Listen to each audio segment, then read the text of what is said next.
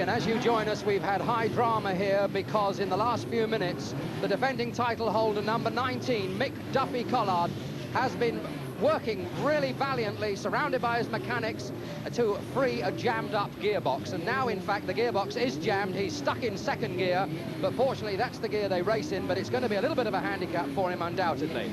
But he put up the fastest time, and he starts right on the front of the grid, a little way back, in fact, only on the third row of the grid, with a time only 0.4 of a second slower, was 3:51 Barry Lee, the former champion. Barry won it in 73, 74, 77, and 78, and Barry will certainly be there in the reckoning today. Now, a moment or two ago, just before you joined us, the cars went round on the 3 laps which they do to warm up the tyres. They're all using racing tyres, and it's vital that the rubber compounds are warmed up before they start. So they've done the 3 warm-up laps, which means they've now only got this 1 lap to go behind the pace car. The car will pull off, and then we shall be on our way for the 1981 Motor Quick Hot Rod Championship of the World. And that's it. The green flag sends them away. The top men in the world of hot rod racing.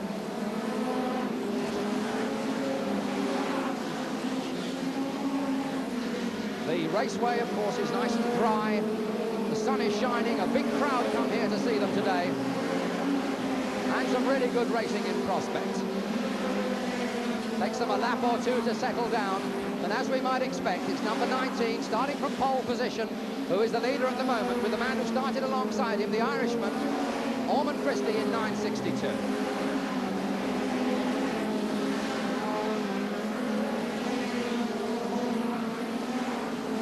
And the Irishman knows that he has got to hang tight onto the tail of that Duffy Collard car if he's going to have any chance at all. He's got to stay with him. Most of the cars, as you can see, are Ford Escorts, like that one of Duffy Collard, but the second place man is driving a Toyota.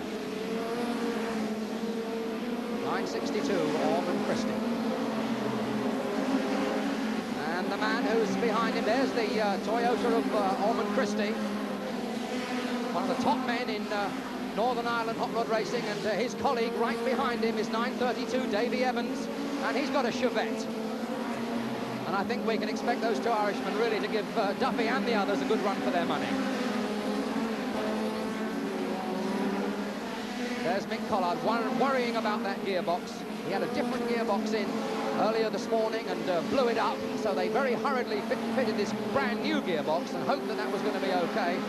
And then between practice, when he put up the fastest time around this raceway of 15.7 seconds to get himself pole position on the grid, that gearbox jammed as they drove out to line up for this big race. But so far, the work of the mechanics has seemed to have been successful. Sweeping past another of the slower cars.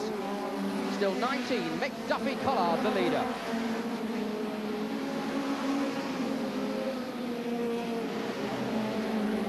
Quite a selection of cars whipping through. Les Kay I saw going through there. He's one of the drivers from Scotland. 112, John Edwards, down from Hensford in the Midlands. There's Barry Lee trying to weave his way through. He started on the 3rd row of the grid, immaculately produced car, as usual, and he'll want to get up there and stay with those leaders. Can't afford to get too far behind. Right in front of the 351 car, the immaculate car of number 98, Nigel Murphy. Very popular driver with a big fan club following. And a back marker car now holding things up a little bit. And while we've been watching there, in fact, 9:62, Ormond Christie has gone through ahead of Mick Collard now. But Mick Collard's not the one to sit there and take that lying down. And the Irishman really going very well. Mick Collard got to stay with him. Ormond Christie on the outside in the Toyota. 9:62. Number 19 is Mick Collard. 9:32, still in 3rd place. Davey Evans. It's certainly a day for Northern Ireland. There's no doubt about that at all.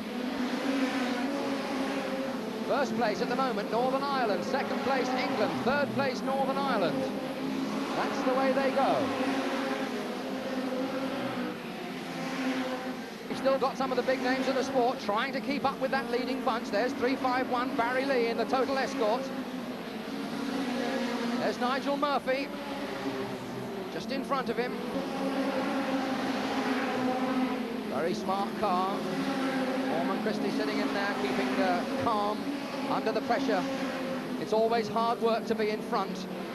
But at the moment he can feel well satisfied. He's building up a little bit of a lead, but he needs to. When you see that traffic now building up in front of him, he's got to manoeuvre his way through those slower cars, and that of course is where some of the hazards may lie. Someone does something silly in front of you and you've really got to have your wits about you, or you suddenly find that your hands are full and you've really got big problems that you can't cope with. Problems not always of your own making.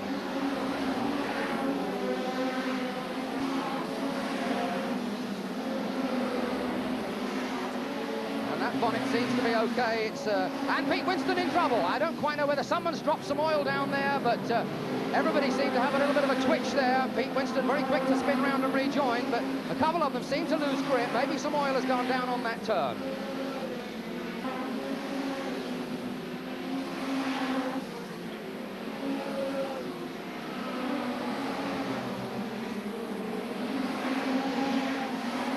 So that's the leader, still there, Ormond Christie from Northern Ireland.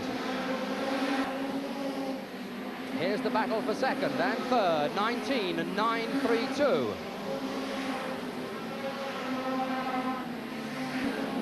Round they come, and Barry Lee's got trouble. Barry Lee is in trouble. That signal means I've got trouble, please come by. And I'm afraid that looks as if it could be the end of the race for Barry Lee. I can't quite see what is wrong. There's nothing obviously wrong at the moment. But Barry Lee is out. 41 laps. And trouble now. Pete Winston is in more trouble on the far side as the dust goes up and the leaders go through. And we've got one or two cars all piling in, and Mick Collard in trouble now. Very narrowly missed a big scrape further back, and now he's parked hard up against the safety fence, and that's the end of the defending title holder, Mick Collard. They pick their way through the dust, and Pete Winston certainly seems to have had his share of trouble, and he's just undoing his belts, and he now obviously decided that he's had enough and he's going to abandon.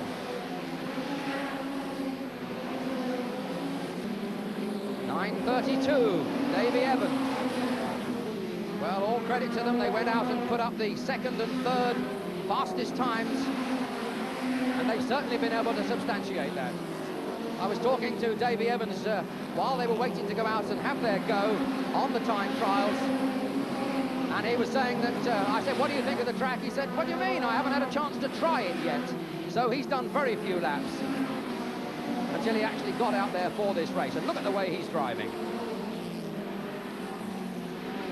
9.62, Ormond Christie still there, sweeping past the South African car of Anton Alberts, number 10. This little Toyota going very well indeed. 9.32 is still second, 98 is third, and back in fourth place now is the number 14 car of Colin Facey from Bishop Stortford in Hertfordshire. Another beautifully prepared car, going very well indeed. And there's 98, Nigel Murphy. He's a long, long way behind, and I really don't think the power of that motor and the skill that I know Nigel Murphy possesses is going to be anything like enough to get really up on terms. But up front, things are beginning to warm up a little bit now, because it's going to be a battle of pals here, because the second place car, Davey Evans, 9.32, has closed up now a little on the leader. He's beginning to realise that he's going to have to do battle with his pal. He's really going to get himself in a good position now, so that if there's a smallest mistake, then he's really going to have to make his move. We're down to 2 more laps to go now, and this is why 9.32 is beginning to make the move. The opportunities are few, and if there's going to be a chance, it's got to be now. There's one more lap to go as they go through there now, and it's a battle of the Irishman, the Toyota, a 9.62, and there he goes. Davey Evans is ready to sweep through at the slightest opportunity. A gap occurred, and it's 9.32. Davey Evans around the turn, and Ormond Christie is chasing him every inch of the way. What superb driving, what timing, and it's 9.32. Davey Evans, who is the new hot rod world champion, and Ormond Christie in 9.62 after holding the lap, holding the lead all that way, only to lose it virtually on the final turn. What a race, what superb driving. And what terrific timing there from Davey Evans.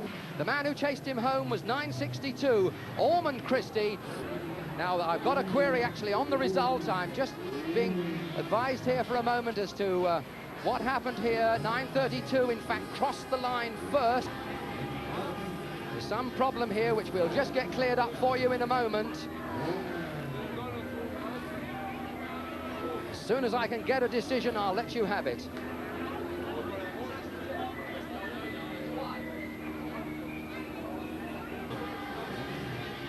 There we are. We've now got confirmation of the result. I've just had a quick word with the steward. In fact, although 9.32, Davey Evans crossed the line first and we all thought he had won it, in fact, he had been penalised earlier in the race for cutting a corner.